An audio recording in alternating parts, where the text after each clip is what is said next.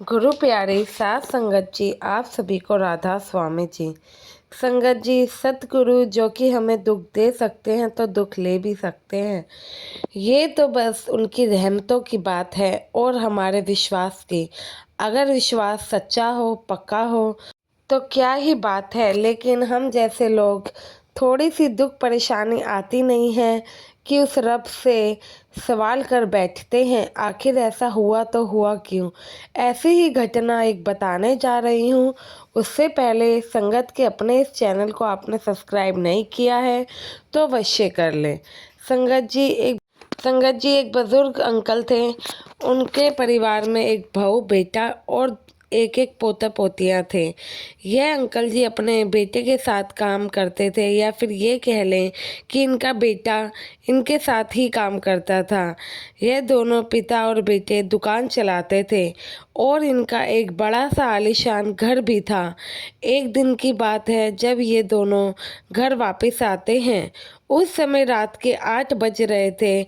रास्ते में आते हुए उन अंकल जी की स्कूटर पंचर हो जाती है, तो वे घर आते हैं और अपने नौकर को कहते हैं कि मेरी स्कूटर पंचर हो गई है, तो मैं दुकान के पास वाले ही मैकेनिक को देके आया हूँ। तुम समय से जाकर स्कूटर उठा लाना, ये ना हो कि दुकान बंद हो जाए और हमें स्कूटर कल लेना पड़े। ये बात सुनते ही नौकर घर से निकल गया और अंकल जी अपने बेटे के साथ फ्रेश होकर सोफे पे बैठ गए। सोफे पे बैठे ही थे कि अंदर वाले कमरे से बहुत तेज की आवाज़ आती है। जिस आवाज़ को सुनकर घर के सभी लोग भागे चले आते हैं। वो जाकर देखते हैं कि अंदर कमरे में उनकी पोती के हाथ में कांच लग गया था और उसको बहुत ज़्यादा चोट आ गई थी।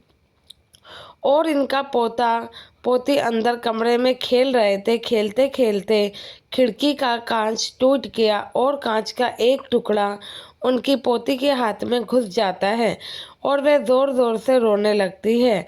ये देखकर सभी घर वाले घबरा जाते हैं। जब ये देखते हैं तो इन्हें कुछ समझ नहीं आता है। कांच हाथ से ज़्यादा ही अंदर चला गया था और किसी डॉक्टर के पास जाने की ज़रूरत थी।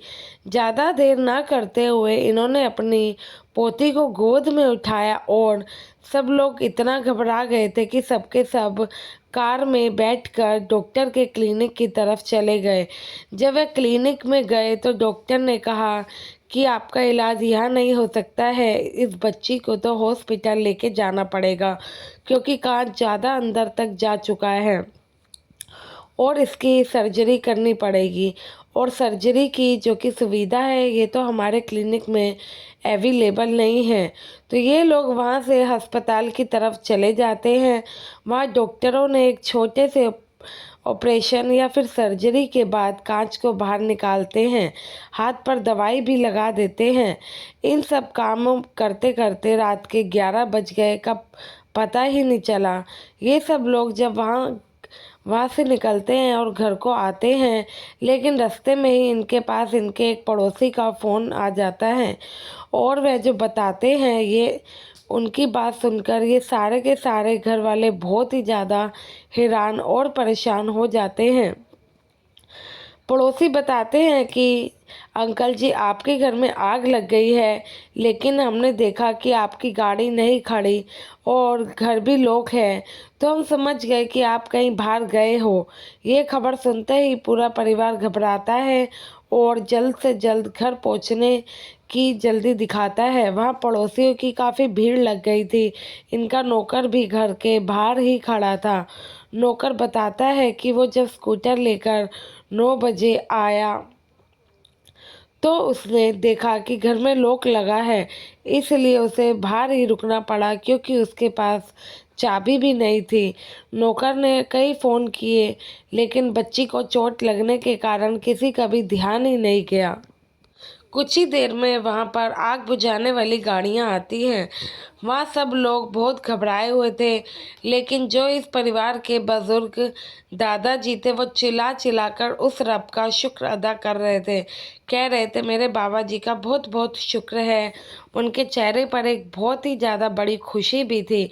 पड़ोसी सोचने लगी हादसे में इनका सब कुछ जल गया है। इतना आलीशान बंगला जो कि था वह सब राख हो चुका है, जिनकी वजह से इनका दिमागी संतुलन खराब हो गया है। पूरी रात की कोशिशों के बाद आग को बुझने में बहुत ही ज़्यादा समय लग गया। अगले दिन परिवार वालों ने और पड़ोसियों ने जब दादाजी से पूछा, अब आप ठीक हैं? तो दादाजी कहते हैं, मुझे क्या हुआ है भला? तो परिवार वाले और पड़ोसी कहने लगते हैं कि कल आपकी बहकी भाई बातों से हम लोग घबरा गए थे।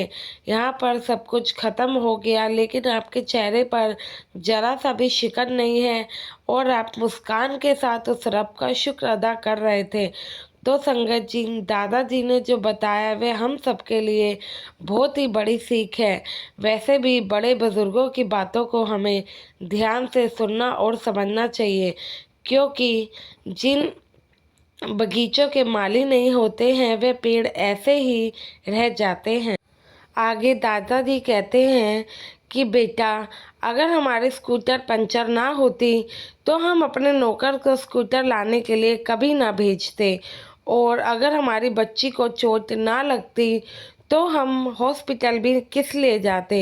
ये इतना बड़ा हादसा होना तो हमारे परिवार के साथ लिखा ही हुआ था, लेकिन बाबा जी ने इस हादसे को इतना छोटा बना दिया कि जिसकी कोई हद नहीं है।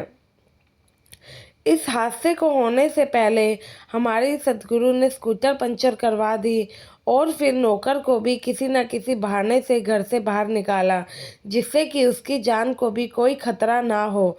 फिर हमारी बच्ची को एक ऐसी चोट दी कि हम सब घबरा गए और सबके सब बच्ची को लेकर अस्पताल में पहुंच गए और पीछे से ये हादसा हो गया।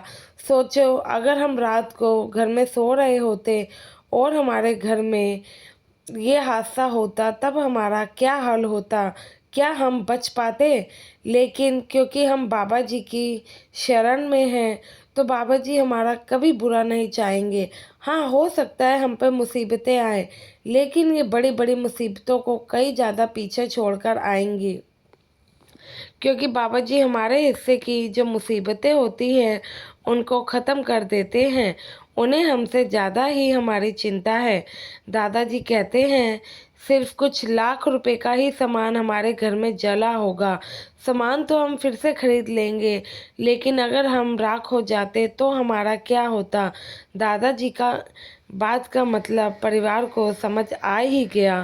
संगत जी, जब हम किसी पर भी विश्वास करते हैं वह हमारे विश्वास को ज़रूर कायम करते हैं, तो वह शक्ति भी हमें हर मुसीबत से बचा लेती है। कैसे यहाँ सदगुरु ने अपने परिवार की रक्षा करी, और इस साखी से हमें काफ़ी कुछ सीखने को भी मिलता है। सबसे बड़ी सीख तो ये है कि जब हम मालिक की भजन बंदगी करते हैं, उन पर विश्वास करते हैं, तो मालिक हमारे हिस्से में आने वाले बड़े से बड़े हादसों को छोटी मोटी घटना में बदल देता है। और दूसरी की ये कि चाहे हम किसी भी हाल में हों, उस रब का हमेशा शुक्राना अदा करते रहो, क्योंकि जो उसने हमें दिया है हो सकता है वह कईयों के पास ना हो, या फिर जो हमारे पास है वह हर किसी के पास नहीं होता है। इसलिए उससे शिकायत करने की कोई ज़रूरत नहीं है। साथ संगत जी, आशा है आपको ये साखी अच्छी लगी होगी, और संगत के अपने इस चैनल को सब्सक्राइब जरूर करें। कमेंट में राधा स्वामी भी अवश्य लिखें। गुरु प्यारी साथ संगत जी, आप सभी को राधा स्वामी जी।